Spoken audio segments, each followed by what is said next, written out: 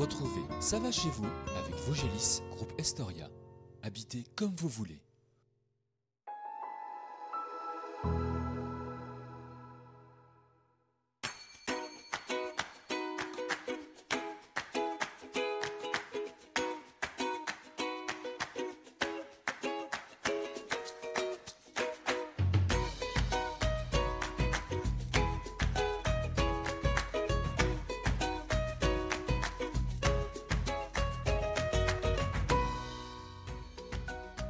Direction la communauté de communes des Vosges côté sud-ouest. Cette semaine, nous partons à quelques kilomètres à l'est de Darney découvrir un village de près de 200 habitants, les non-villois. Rencontre avec Michael Berger, agriculteur au GAEC de la Rue Haute, une exploitation familiale de bovins.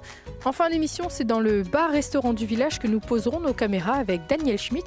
Mais pour débuter, nous sommes avec vous, Maurice Attier, vous êtes le maire du village depuis 2014. Votre deuxième mandat, pourquoi en 2014 vous avez voulu vous impliquer dans cette fonction de maire ? Je venais d'être en retraite depuis quelques années et je voulais maintenir un peu une activité pour le contact avec la population et puis me rendre utile, forcément. Avec ces années de recul, la fonction de maire, comment vous la décririez aujourd'hui ? C'est une fonction qui est la même que celle que vous avez connue en 2014 ? Alors, en 2014, c'était pas simple parce que j'avais pas forcément la connaissance de la fonction. J'ai appris, mais au fil des années, c'est très complexe. C'est compliqué, ça prend du temps. C'est-à-dire qu'on nous dit partout, simplification des tâches administratives. Mais en fait, on ne le vit pas de cette façon-là. Alors, on nous dit aussi économie de papier, alors l'informatique dans tous les domaines. Donc c'est un peu usant. Alors le village de Nonville aujourd'hui, c'est un village de 200 habitants, je le disais tout à l'heure. Vieillissant, pas forcément, parce qu'il y a des nouvelles familles, des personnes qui se sont installées dans la commune ces dernières années. Voilà, il y a eu une bonne douzaine de constructions nouvelles dans les années 2008-2010. Qui font que la population s'est augmentée un peu, puisqu'elle était à l'époque, je crois, de 130 ou 150 habitants. Ce sont des plus jeunes qui y sont, avec des enfants, mais malgré tout, on n'a pas pu éviter la fermeture de l'école. L'école qui a fermé en 2019, oui. Qui était déjà dans un regroupement, hein, c'est ça ? C'était un regroupement pédagogique avec nos voisins de Bleurville, donc ça fonctionnait bien, mais bon...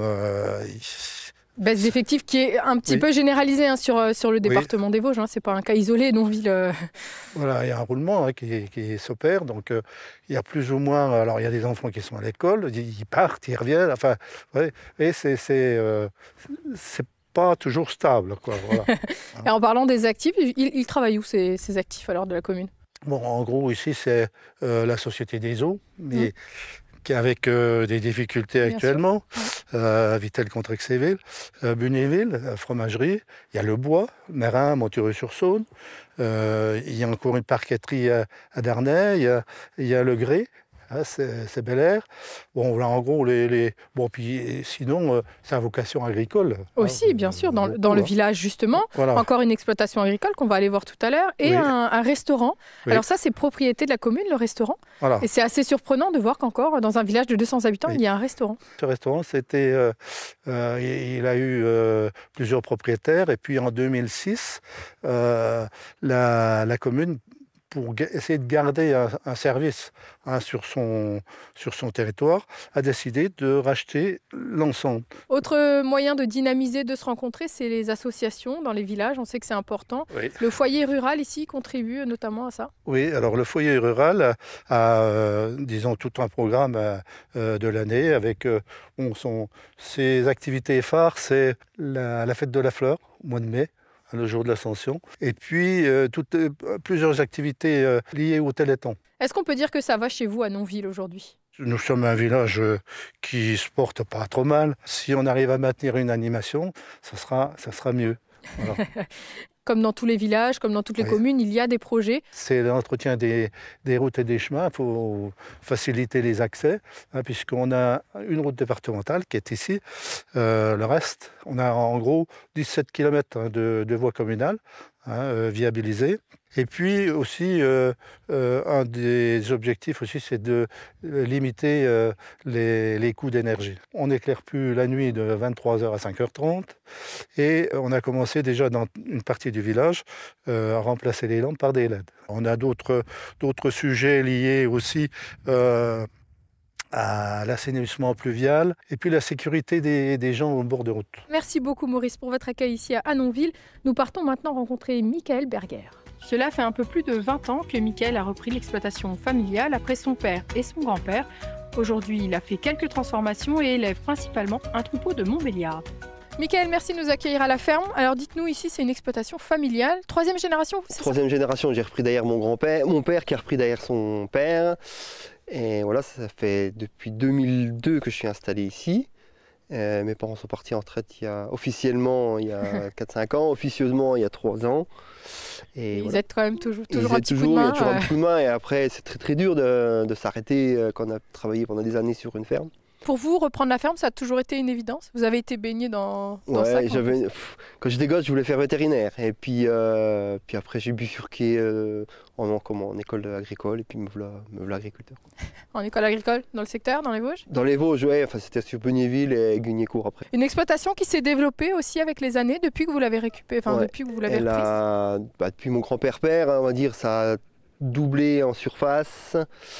On a triplé quasiment la production de lait. Quand vous dites que la production laitière a augmenté, combien de litres ? Donc tout part en laiterie, hein ? Tout part en laiterie, rien n'est transformé et on fait grosso modo 500 000 litres de lait qui part à l'Ermitage. Combien d'animaux aujourd'hui ? Alors en total, il y a 150 bovins et 70-80 vaches à la traite, quoi. Quelle race ? Quelle race ? Montbéliarde. Une race qui a changé, que vous avez changé. Une race qui a changé, ouais, parce que mon père et grand-père étaient en Primostein. Parce qu'à l'époque, la Montbéliarde était réputée pour être têtue, longue à traire et ainsi de suite. Et moi, je suis en système tout herbe et la Montbéliarde s'adapte très bien au système tout herbe. Et c'est pour ça qu'elle est arrivée là aujourd'hui. Là, on est quasiment à 100% Montbéliarde. Et ça se passe très bien. Ouais. Quelle évolution vous constatez sur le métier depuis que vous êtes là, et que même vous l'avez vu avant avec votre père, votre grand-père ? Est-ce que c'est un métier qui est toujours aussi difficile, qui est plus difficile ? On parle de modernisation d'outils, des choses comme ça. Physiquement, on va dire qu'il est moins difficile que du temps de mon grand-père, mais psychologiquement, il est beaucoup plus compliqué que de son temps. Et puis il y a beaucoup de contraintes. Aujourd'hui, on a le prix d'énergie qui flambe. Enfin, faut jongler avec ça. Ça pèse énormément dans les budgets, on va dire, agricoles, quoi. Et en parlant de modernisation des outils, vous êtes passé à une traite robot. Ouais, est-ce que traite c'était robotisée. Pour quelle raison vous avez fait ce choix ? C'était un problème de main-d'œuvre. Et puis c'est ce que je vous disais tout à l'heure. J'ai dit mes parents, ils sont officieusement en retraite depuis 3 ans, depuis que le robot est en place, parce que le robot ne serait pas là aujourd'hui. Je pense qu'il serait toujours en train de traire matin et soir. Et on pêche à trouver des salariés qui veulent aller traire, quoi. Il y a moins de jeunes qui veulent s'engager dans le métier. Ouais, est-ce que vous le comprenez, vous qui êtes dans ce métier ? Ouais, il y a beaucoup de contraintes, mais c'est des métiers fascinants, mais c'est contraignant. La contrainte est là, matin, soir, week-end, jour férié, tout est là, quoi. Il n'y a pas de pause. On travaille avec du vivant. On travaille avec du vivant, qu'il fasse froid, qu'il fasse chaud, faut qu'on y aille, quoi. On disait tout le lait part en laiterie. Il y a un peu de transformation tout de même de viande, c'est ça ? Ouais. Donc tout le lait part en laiterie, mais par contre on se garde une dizaine d'animaux, veaux et bœufs pour faire de la transfo quoi, et de la vente directe, quoi. Et la transformation, donc c'est pas vous qui la faites, c'est encore tout un autre métier. C'est un autre métier, on fait tout faire à l'extérieur. Les abattages, on n'a pas le choix. On a du steak haché surgelé, donc là ça passe en atelier surgelé, il n'y a pas le choix. On fait de la caissette de viande fraîche, voilà. Ça c'est pareil, c'est en boucherie, boucherie derrière l'abattoir. C'est tout des cartons sous vide. Et on a une gamme qu'on a développée depuis 3-4 ans de conserves, terrines, rillettes, saucissons secs, voilà, comme ça. Donc là pareil, c'est fait. C'est fait à l'extérieur et tout revient, on ramène tout ici, quoi. Pardon. Une partie est vendue ici à la ferme, une partie sur des marchés, comment ça fonctionne ? Alors, une partie est vendue ici parce qu'on accueille des camping-cars l'été et l'autre partie est vendue sur des marchés. C'est important pour vous de partager votre métier aujourd'hui ? C'est très important. Il faut qu'on ouvre nos fermes, il faut qu'on explique, il faut éduquer les enfants. À l'école, les enfants, on leur apprend à trier les poubelles, mais on leur apprend pas à manger comme il faut. Et je pense qu'il y a un travail à faire là-dessus, à leur apprendre ce qu'il faut faire. Chez mes filles, moi, quand elles rentrent de l'école, on leur dit « Qu'est-ce que tu as mangé à midi ?» De la viande. Ouais. Je pense qu'on leur dirait « Tu as mangé du blanc de poulet, tu as mangé un bœuf bourguignon », ça serait un petit plus. Ça prend pas de temps, mais voilà. Il y a beaucoup à faire encore. Il y a beaucoup à niveau. faire, ouais. Un projet qui vous tient à cœur, un gîte pour continuer à partager finalement. Ouais, un gîte toujours pareil, dans la continuité, de faire découvrir la ferme et ainsi de suite, quoi. Parce que mon rêve, voilà, c'est de faire le gîte. Il faut imaginer une famille qui vient avec qui vient avec des enfants, le gamin qui passe par la basse-cour, qui va ramasser 2-3 œufs, qui remonte par là, qui va voir les vaches, qui va chercher un litre de lait, et puis qui repart dans le verger chercher 3 pommes, et puis après il va faire la tarte avec ses parents. C'est génial. Normalement, on a un gîte qui va s'ouvrir là, qui devrait s'ouvrir pour cette année, quoi. Bah écoute, on vous souhaite bon courage pour les préparatifs. Eh bien, Merci très bien. beaucoup Mickaël pour votre accueil. Merci. Nous continuons notre découverte du village et nous allons à la rencontre de Daniel Schmitt. Cela fait 30 ans que Daniel Schmitt est restaurateur. Il a quitté son restaurant à Metz pour tenir celui de Nonville, le bar-restaurant Les Jumeaux. Il propose une cuisine traditionnelle avec des produits locaux. Daniel, merci de nous accueillir dans votre bar-restaurant, donc Les Jumeaux. Ça fait maintenant 2 ans et demi que vous êtes ici. Alors vous êtes de Metz, vous habitez toujours Metz une partie du temps. Pourquoi Nonville? Pourquoi ce bar-restaurant? Parce que quand j'ai vendu mon bar, j'ai regardé sur internet à 150 km autour de chez moi et je suis tombé sur Nonville, à côté de Vittel-Contrex, donc je me suis dit, ça doit bouger. Alors, ça ne bouge pas autant qu'à Metz. Mais pour autant, vous ne regrettez pas? C'était sur le papier un pari assez osé, venir reprendre un restaurant à Nonville qui était fermé. Ça fait maintenant plus de 30 ans que je fais ce métier. J'en ai pris des petits restaurants dans des villages et j'ai toujours remonté les affaires et ça marche très bien. C'est quoi le secret alors? Qu'est-ce qu'il faut proposer pour que ça fonctionne? Le secret, la sympathie et de la bonne marchandise. Une bonne cuisine et ça tout roule bien. Comment il y a eu d'autres gérants qui n'ont pas forcément tenu longtemps? Ça ne nous a pas inquiété de venir? Non, ça ne m'inquiète jamais. Parce que par expérience, je connais beaucoup de gens qui ont voulu reprendre des restaurants et ça ne fonctionne pas parce que faire à manger à la maison et dans un restaurant, c'est quand même 2 concepts différents. C'est bien plus qu'un restaurant. Alors c'est un bar aussi, puis c'est peut-être aussi un lieu de convivialité dans le village? C'est surtout ça. Les gens, quand ils viennent ici, ils sont comme à la maison.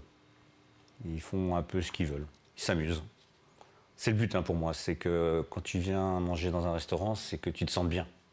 Et qu'est-ce que vous proposez comme cuisine? Qu'est-ce que vous aimez proposer? C'est que de la cuisine traditionnelle. Je suis assez grilladin, beaucoup de viande. Et des produits locaux? Et voilà, quasiment que des produits locaux. Viande, légumes, les œufs, pratiquement 80% de mes produits sont locaux. Depuis combien de temps vous faites ce métier? 30 ans. 30 ans.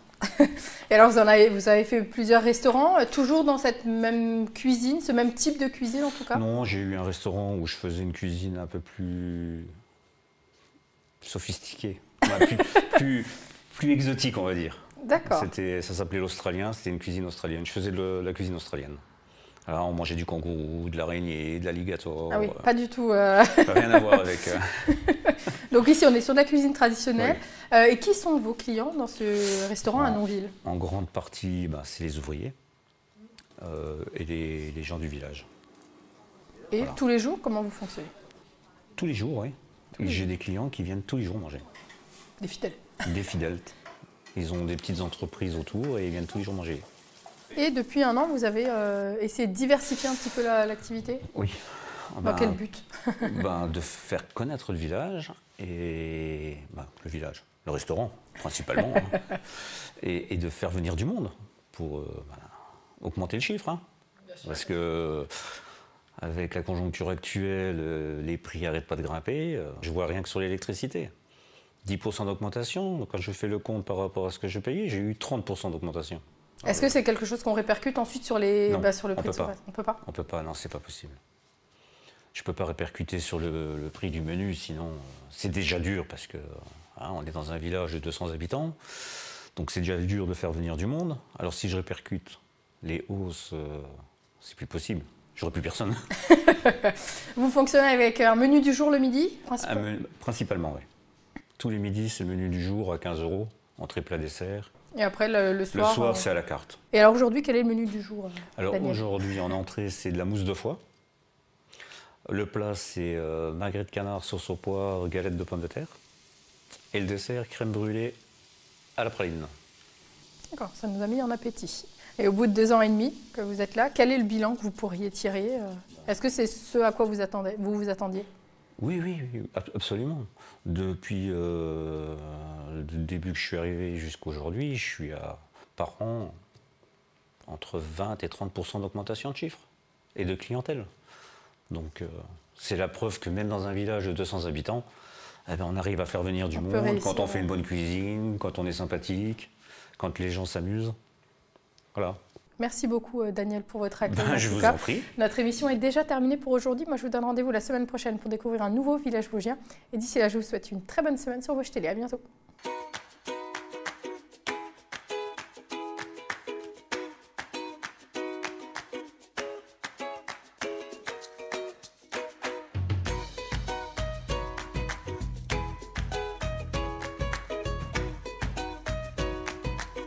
C'est terminé.